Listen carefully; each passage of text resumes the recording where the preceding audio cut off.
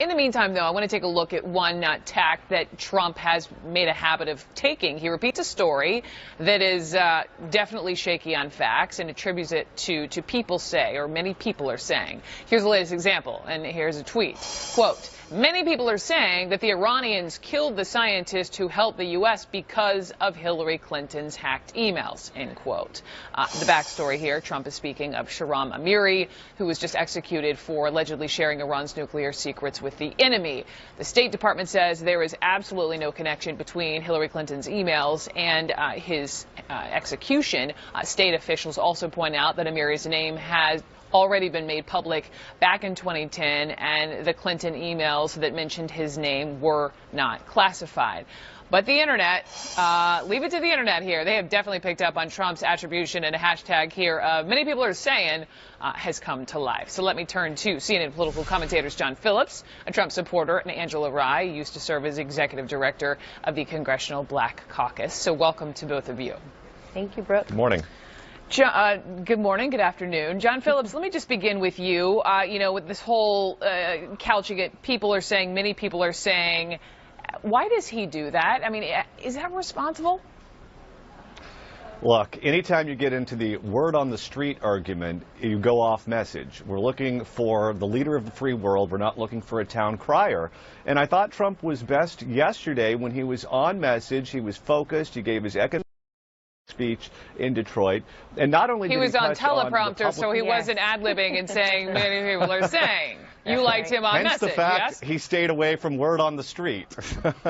But he hit on traditional Republican themes, and he also showed why he's different from the previous nominees that lost not only the general election, but in the Rust Belt. He talked about tax cuts, but he also came out against TPP, which many people in the Rust Belt, many people in that region of the country think destroyed their economy. He's not one of these Republicans who wants to go in with yeah. On the issues, you're saying props to him. He hit on it. He was detailed. So why, John, I promise I'm going to leave you in a second, but why does he keep doing this?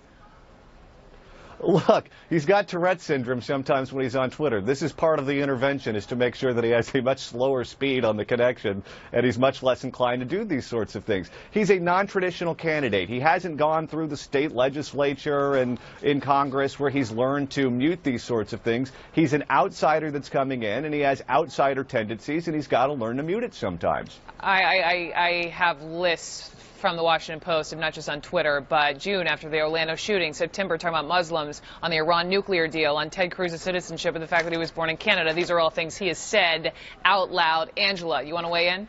Absolutely. So hashtag many people are saying he's unfit and unqualified, and he's giving you yet another example for why.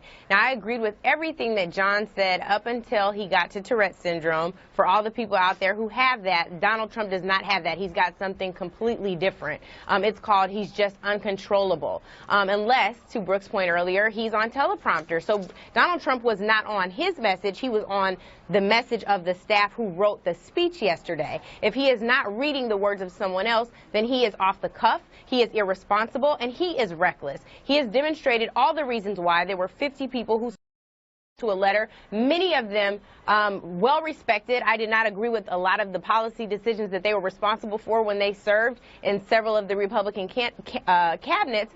But the issue that we have here is someone who is constantly demonstrating why there is a bipartisan effort for never Trump. Donald Trump cannot be the commander-in-chief because he lacks the ability, the know-how, and the respectability to manage being in the Oval